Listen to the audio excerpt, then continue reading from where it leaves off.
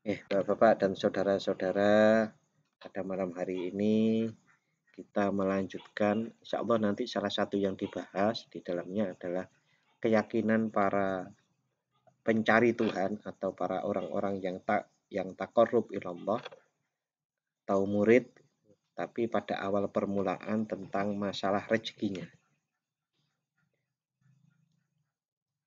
Bismillahirrahmanirrahim. Ini masih menjelaskan hikmah yang diungkap oleh Syekh Ibnu Athaillah As-Sakandari, la tamuddanna yadaka ilal akhdi minal khalaik illa antara annal mu'tiya fihim maulaka fa idza kunta kadzalik fakhudh ma wafaqal ilma. Janganlah sekali-kali kalian ulurkan tangan untuk menerima pemberian dari makhluk kecuali engkau menyadari bahwa pemberi yang sejati di balik mereka itu ialah Rob. Apabila engkau mampu berlaku demikian, maka terimalah apa yang sesuai dengan ilmu yang engkau pahami. Masih menjelaskan tentang hikmah ini. Insyaallah niki halamannya halaman 22 jilid 2 Syarah Al-Hikam yang ditulis oleh Syekh Ibnu Abbad An-Nafazi Ar-Rundi. Bismillahirrahmanirrahim.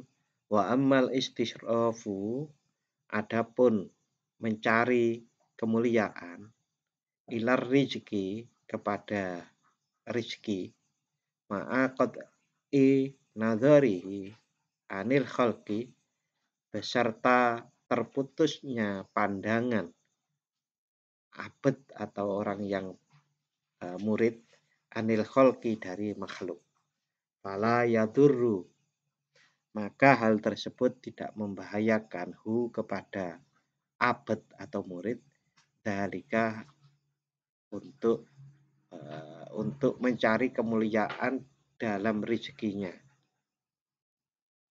Yang dipermasalahkan itu adalah kalau kita mencari kemuliaan kepada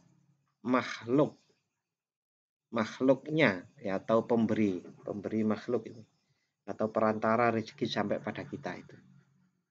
Tetapi kalau yang kita pandang kemuliaannya itu ada barangnya itu sendiri, maka itu tidak membahayakan bagi para murid, para orang-orang yang menuju Allah Subhanahu wa taala.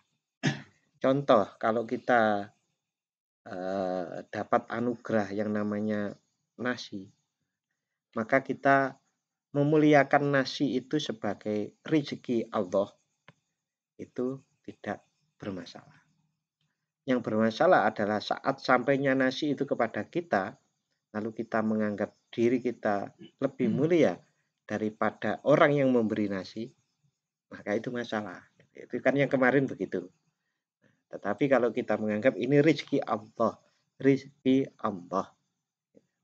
maka rezeki dari Allah ini itu adalah mulia. Nah, niku mboten masalah. Tidak membahayakan bagi seorang, bagi tauhidnya murid yang lagi dibangun. Warizquhu ma'lumun labudda minhu. Dan adapun rezekinya itu sendiri adalah maklumun, itu sudah maklum, labudda minhu, yang secara pasti itu adalah dari Allah. Jadi saat kita menganggap rezekinya Allah itu mulia, kesehatan itu mulia, keimanan itu mulia, dan seterusnya, maka itu tidak ada masalah, tidak membahayakan tauhid yang lagi diuri-uri atau dikembangkan oleh seorang murid. Wastisyrafuhu ilar rizki, mencari kemuliaan ilar rizki atau memuliakan rizki itu fil hakikati, di dalam hakikatnya itu adalah istisyrafu ilar razik, memuliakan kepada sang pemberi rezeki. Memuliakan kopi ini. Makanya kan kita sampai Rasulullah mengajarkan kepada kita satu butir nasi saja. Oh, Rasulullah mau nasi. Artinya satu Pokoknya sebersih mungkin lah kalau makan rezeki itu. Jangan sampai ada yang terbuang sia-sia. Sampai-sampai disebut sesungguhnya orang-orang yang mubadzir itu adalah temannya setan. Innal mubadzirina ikhwana syayatin. Sesungguhnya mubadzir, orang-orang yang mubadzir itu adalah temannya setan. Teliti sekali memang orang Syekh Ibnu Abbad itu, Syekh Ibnu Athaillah ya, orang-orang yang sangat teliti hal-hal karena ya, mereka niku merasakan merasakan melalui hal-hal tersebut sehingga teliti. Wala yunafi dzalika haqiqatal ubudiyah. Wala yunafi dzalika. Memuliakan rezeki Allah dan meyakini sang pemberi rezeki itu adalah Allah, itu tidak meniadakan hakikat penghambaan kepada Allah. Hakikat kehambaan pada Allah saya menyebutnya membangun ketauhidan tadi. Walakin tapi in kasura minha al istisrafu ila rizki. Tetapi kalau banyak memuliakan kepada rezeki tanpa mengingat ar-razik sang pemberi rezeki, wasaghalat sohibaha, dan orang penerima rezeki itu menjadi tersibukkan andawamil muhadarati, dari mendawamkan atau mendawamkan itu istiqomah atau terus menerus gitu, continue, mengkontinyukan dirinya berada di dalam hadratillah, belajar di dalam hadratillah. Belajar di dalam hadratillah ini maksudnya apa?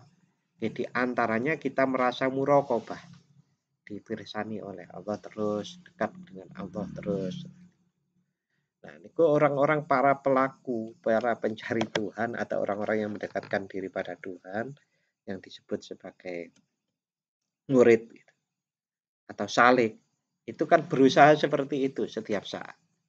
Sehingga yang diajarkan kan zikir setiap saat, karena zikir setiap saat itu membawa seseorang di dalam dawamul muhadharah itu tadi.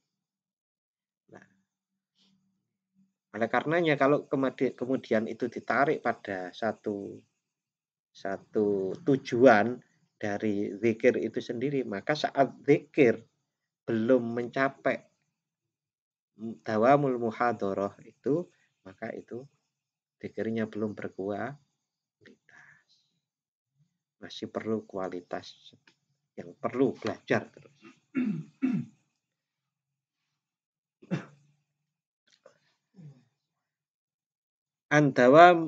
Andawamil muhadharati wal munajati, dan kontinunya bermunajah ma'al haqqi serta Allah Subhanahu wa taala.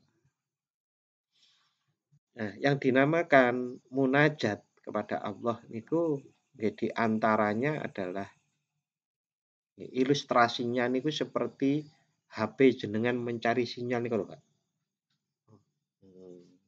Muter-muter niku lho. Oh, apa sih jenenge? Pas loading mencari sinyal. Nah, kita itu kan munajat itu kan dalam rangka itu. Connect istilahnya, connect dengan Allah Subhanahu wa taala. Allahu Akbar, lalu baca Al-Fatihah. Al-Fatihah itu kalau di dalam satu hadis Sahih Bukhari kan disebutkan saat kita membaca Alhamdulillah, Allah menyambut dengan kawulaku memujiku, kan gitu. Nah, itulah munajat. Ada satu percakapan. Kalau terlalu banyak memuliakan pada rezeki dan sibuk pada rezekinya itu sendiri, ngurusi rezeki, dan melupakan dawamul muhadharah wal munajah ma'al haq, fala yasrifa maka hendaknya dia mingu atau meninggalkan andzalika dari rizki tersebut sorfan jamila dengan menghindari yang bagus. Menghindarkan dari kesibukan-kesibukan, dari tersibukkan dengan rezeki itu tadi, andzalika sorfan jamilan dengan menghindar yang bagus. Walayan hajan dan hendaknya dia lari atau berjalan laha menuju dawamul muhadhara wal munajah minat ta'alluqi kepada bergantung watawassuki dan percaya billah dengan Allah sabila percaya jalan menuju Allah watawassuki billah dan percaya dengan kepercayaan yang tebal. Kalau bahasa Jawanya niku kumandel bilai dengan Allah sabila jalannya yang dibuat oleh Allah Subhanahu wa taala. Maksudnya dibuat rezeki itu akan sampai kepada dia kalau memang itu rezekinya. Allah akan membuat jalan. Wong umpamanya kalau rezeki itu memang jatah kita, walaupun muternya itu dari Surabaya, wis liwat Jogja, kok terus 12 ngulon sampai Jakarta, nek rezeki kita ya akan balik ke Jogja lagi toh. Kalau karena napa nggih? Karena saat kita niku berjalan menuju Allah masih terbayang-bayang kesusahan tentang rezeki, maka akan sulit. Karena kita itu kan membangun satu kepercayaan mutlak kepada Allah Subhanahu wa taala, termasuk dengan janji-janji Allah yang ada di dalam Al-Qur'an itu.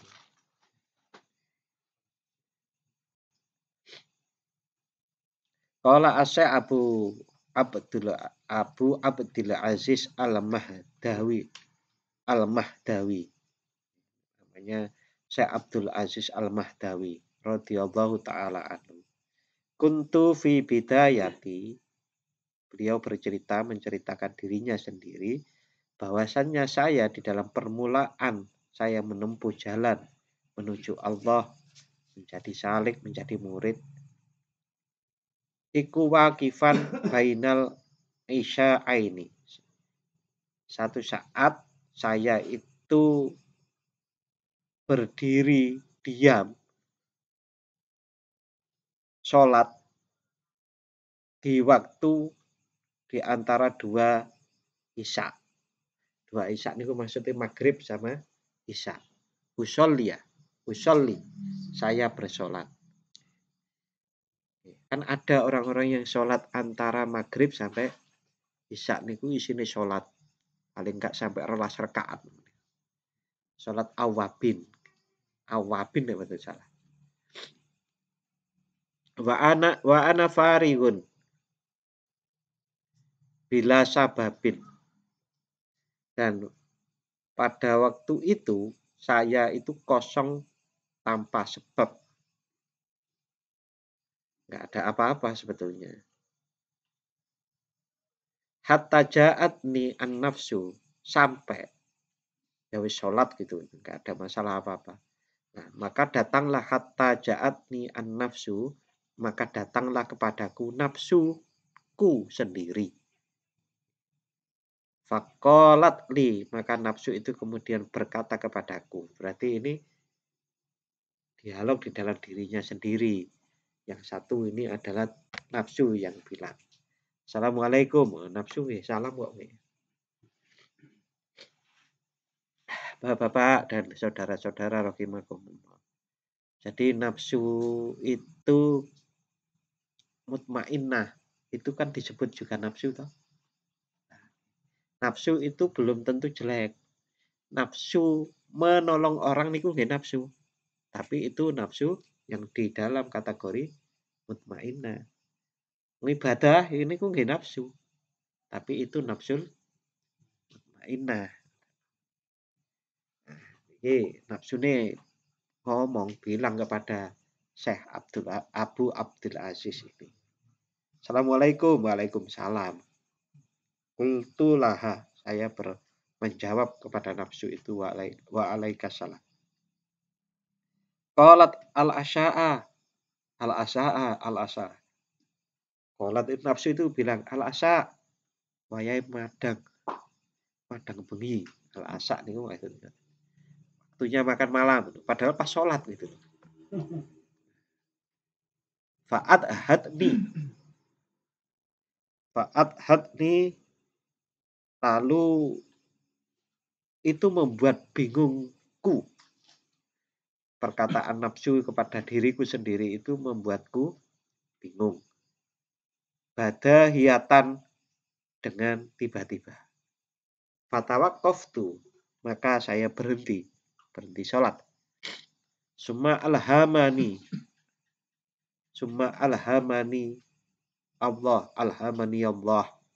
Kemudian Allah mengilhamkan kepadaku ta'ala mahlur Allah anqultu laha untuk berkata kepada nafsu.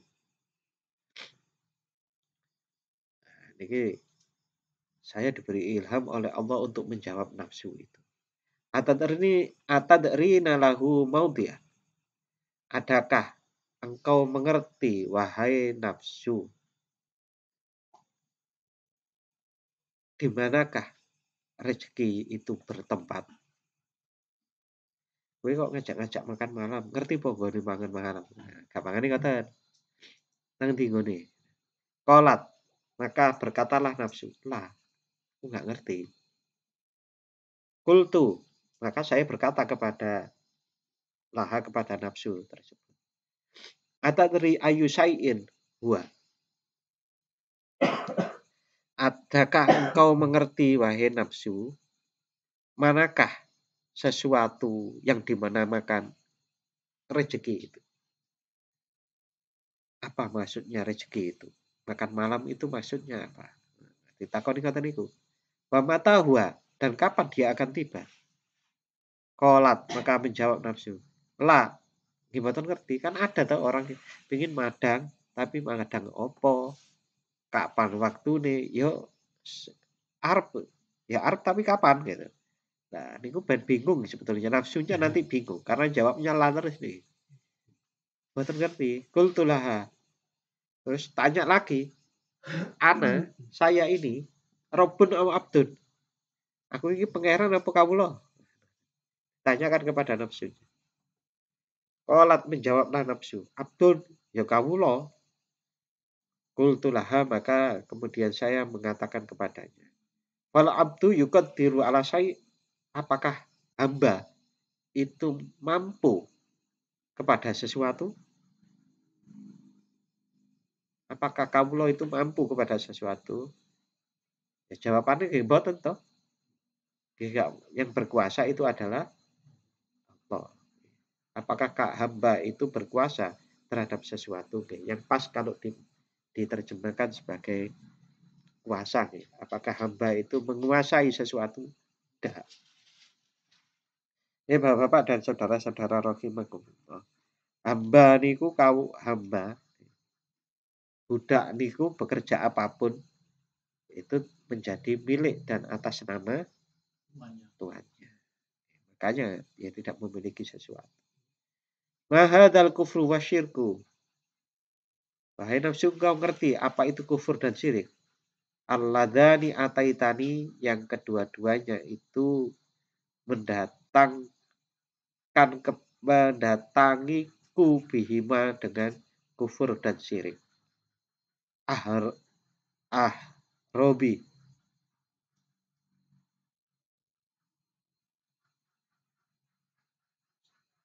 Ahribi, larilah wahai nafsu ila khaliqika, ila khaliqiki. Karena ini nafsu niku kan muannas. Ila khaliqiki. Larilah nafsu kepada penciptamu. Fatlubi minhu, dan mintalah dari Tuhan dari Allah, al-asa'a makan malam.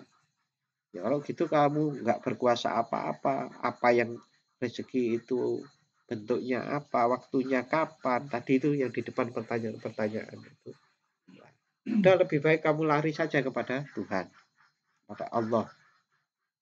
Li'annahu khaliquki, karena sesungguhnya Allah itu adalah penciptamu.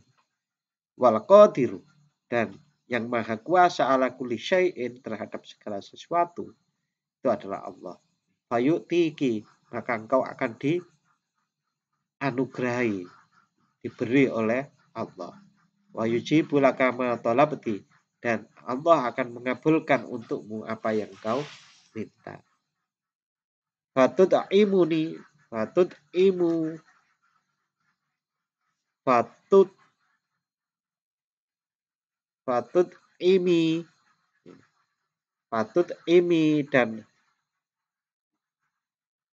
makanlah. To'am. Wa ta'kuli, dan makanlah. Fama laki wa iyaya, dan tidak ada sesuatu untukmu, wa iyaya, dan untukku. Wa mahadil hayratu, wa mahadil hayratu, dan mengapa kita bingung?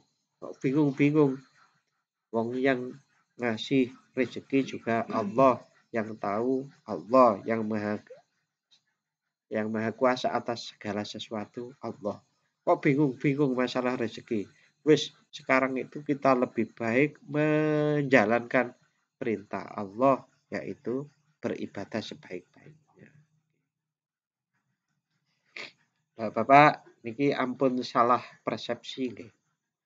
Ini adalah orang yang disampaikan kemarin adalah para ahli tajrid. Tentu. Jadi nek jenengan suluk, yang sudah pernah suluk sini nggih. Suluk niku bisa 3 hari dan seterusnya sampai 100 hari. Nah niku kan pun disediani kabeh jane nek suluk niku. Bahkan ada dapur umumnya yang ditempatkan di situ. Sehingga mboten usah bingung-bingung, wis pokoke ibadah tok. Ya nek biasane pun 100 dina napa 40 dina nggih bali gitu. Biasanya dilaksanakan orang-orang ini adalah pada waktu Ramadan, libur-libur Ramadan gitu. Nah, kalau orang-orang yang tajrid niku nggih perilakunya seperti ini. Yang penting ibadah yang didulukan.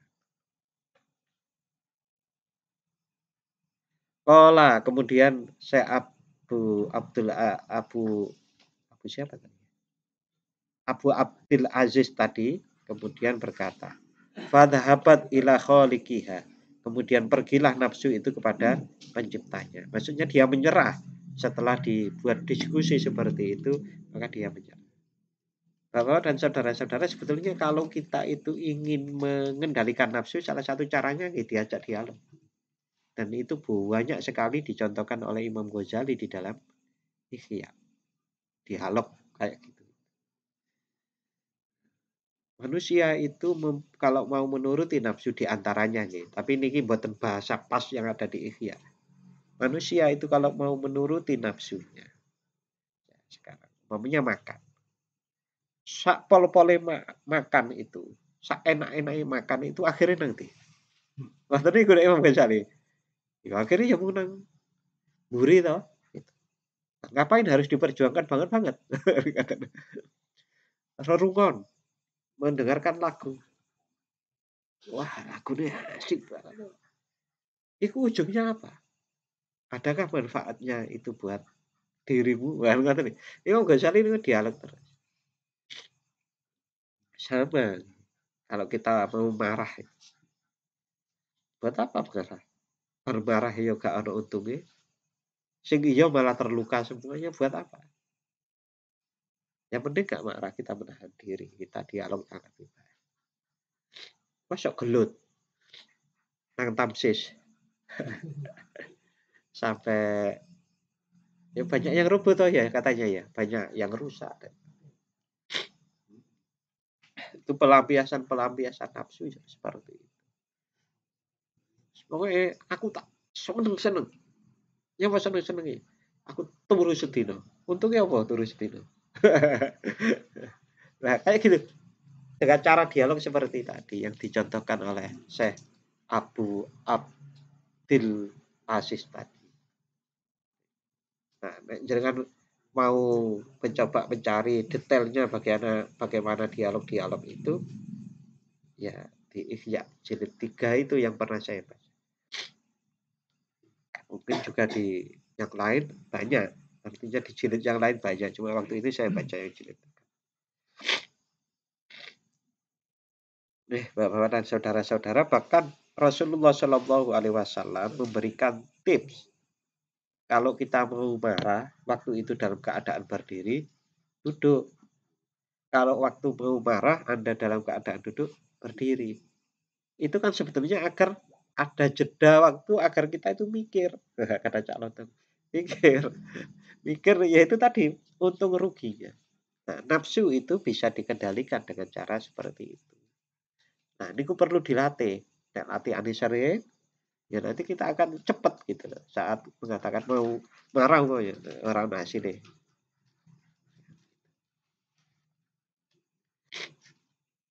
Nah, sekarang itu yang sering terjadi Bapak-bapak dan saudara-saudara itu kan penyesalan-penyesalan yang diakibatkan oleh jahilnya jari kita di medsos. Itu kan banyak sekali toh yang sudah diperkarakan lalu akhirnya sampai ke polisi. Kemudian bikin apa? Perjanjian materai.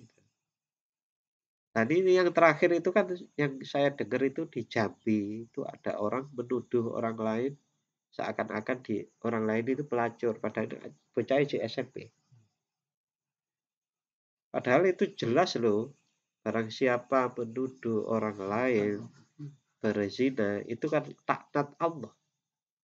Ada itu ayatnya, itu laknat Allah dunia dan akhirat. Kalau orang menuduh orang baik-baik berzina. Ini di surat apa ya kalau itu ada. Maka kita harus hati-hati, betul-betul hati-hati. Jangan sampai menuduh wanita baik-baik yang gofilat, wanita yang baik-baik yang gofilat. Saya itu pikir, ini kok gofilat bahasanya. Ternyata saya lihat di tafsirnya itu adalah wanita yang lupa terhadap kejelekan-kejelekan. Jadi jangan sampai menuduh wanita baik-baik yang kecenderungan untuk berbuat jahat aja enggak. Karena itu bagi orang yang menuduh itu laknat dari Allah di dunia dan di akhirat. Faqala dhahabat ila khaliqiha faja'a asya. Lah, setelah kayak gitu itu atine nafsune iku nyerah setelah dialog tadi, maka faja'a asyaun datang sendiri makanan itu. Kita pun diatur mutamak aja asyaun mutamak kinun yang banyak. Tamakinun itu banyak yang memungkinkan. Ono-ono enten dah. Kasirun yang banyak. Fa'akalat, maka makanlah nafsu itu. Qala wa kadzalika. Kemudian Syekh Abu Abdil Aziz tadi melanjutkan.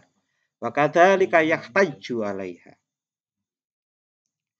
Dan seperti itu pula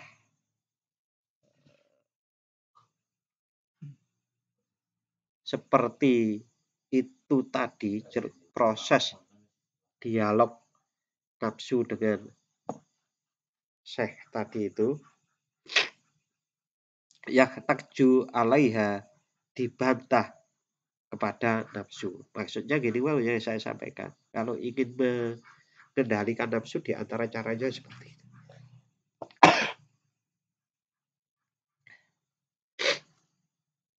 Wa min huna dan dari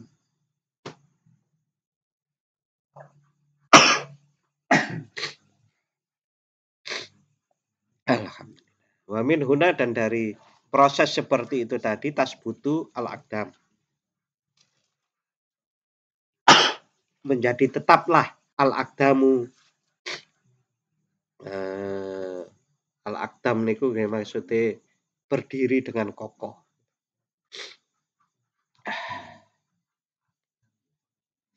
Berdiri dengan kokoh ya tetap berdiri dalam pengertian terus beribadah.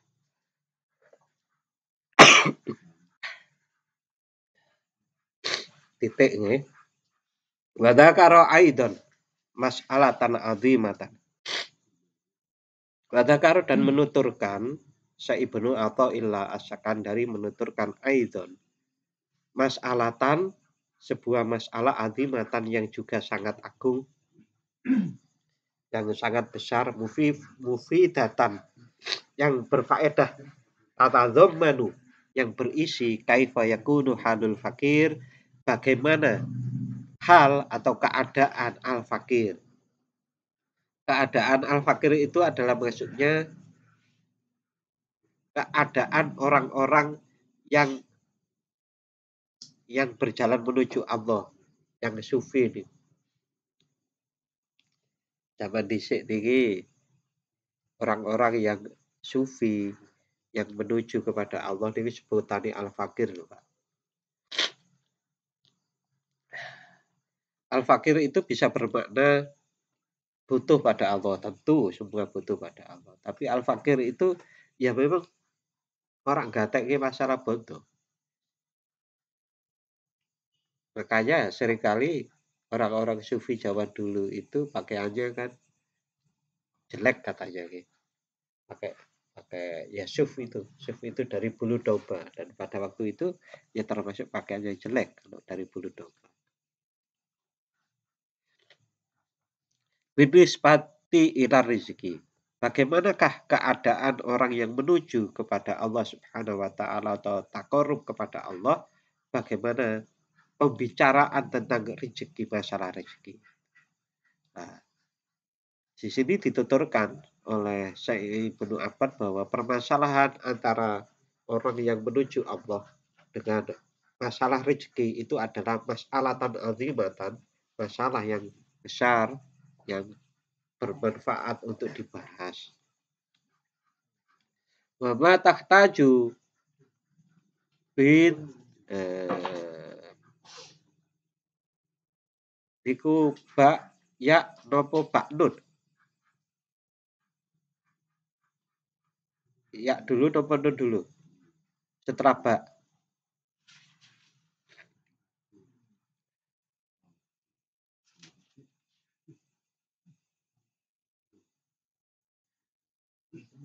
Wa tahtaju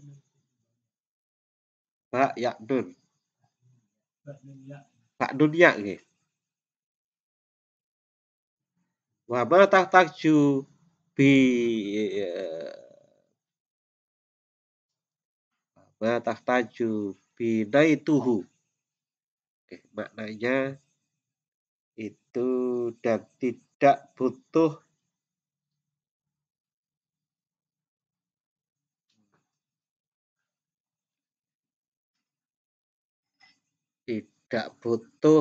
jadi apa nggih? Dibilang kasar itu bokongnya tidak butuh binar rifki dari rambutan. Jadi bokongnya itu orang butuh dirambut. Wajah alaha min qawaidal fakri wal iradah, dan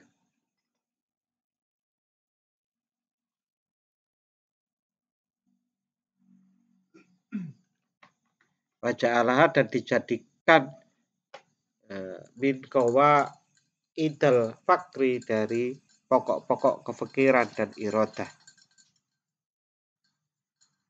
Faro'aina dzakaroha fi hadzal maudi. Oleh karena itu kami berpendapat, Syekh Ibnu Abbad berpendapat menuturkan tentang mas'alatan azimatan mufidatan itu tadi, itu adalah fi hadzal maudi, di dalam tempat ini, minal wajibi, dari satu kewajiban. Mutayakkoi ini yang meyakinkan. Liyatahaqqaqa fil amali agar menyatakan menjadi nyata di dalam beramal biha dengan masalah azimatan mufidatan tadi.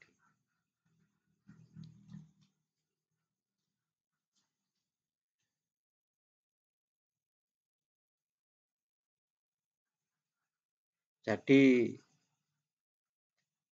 membahas tentang masalah rezekinya orang-orang yang menuju Allah atau murid atau syalik itu adalah sebuah kewajiban. Di dalam pembelajaran, bukan syariat ya, di dalam pembelajaran bagi orang-orang yang sedang menuju Allah. Kullu man yakifu alaiha, bagi orang-orang yang berdiri di atas masalah azimatan masalah yang besar tadi, min muridi mubtadiin, yaitu para murid atau orang yang berjalan menuju Allah yang baru pemula. Jadi orang-orang yang pemula atau mulai untuk niat menuju Allah, beribadah hanya kepada Allah dan melulu tentang itu yang tajrid tadi itu, maka berbicara tentang membahas tentang masalah keadaan jiwanya dan masalah rezeki itu adalah sesuatu yang diwajibkan. Karena apa? Kalau keliru mempersepsi tentang rezeki, maka dia akan bisa mengganggu perjalanannya itu. Jadi hal atau keadaan dirinya itu akan terombang-ambing.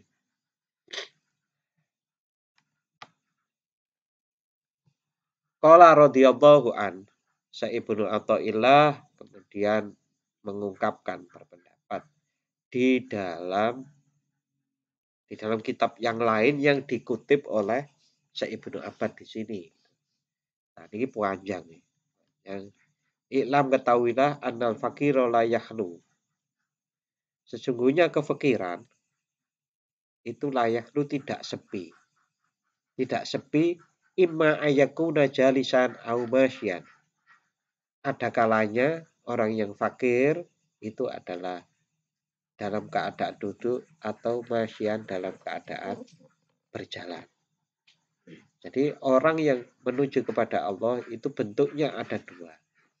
Yang pertama adalah jalisan duduk seperti tajrid, pokoknya ibadah wah itu. Yang kedua itu masyan atau orang-orang yang berjalan atau berusaha itu. Oh, bukan berusaha. Orang fakir yang disebut di sini itu adalah orang yang tajrid. Ketahuilah bahwa sesungguhnya orang yang tajrid itu pasti ada dua. Yang pertama, nunggu wiritan terus. Yang kedua, tajrid tapi kemana-mana terus. Kemana-mana terus, silaturahmi. Sampai-sampai kan ada guyonan. Nek jenengan mau makan gratis silaturahmi, di daftar aja teman Anda 300 orang. Sehari ke sini. Nah, insya Allah minggu depan kita lanjut. Amal qaidatul jalis, adapun pedoman bagi orang yang tajrid, duduk saja tanpa kemana-mana. Nah, insya Allah minggu depan akan kita bahas. Untuk malam hari ini kita tutup dengan doa bismillahirrahmanirrahim. Allahumma inni astaudiuka ma 'allamtanihi fardudhu ilayya 'inda hajati ilaihi wa la tunsini ya rabbal alamin. Matur nuwun, wassalamualaikum warahmatullahi wabarakatuh.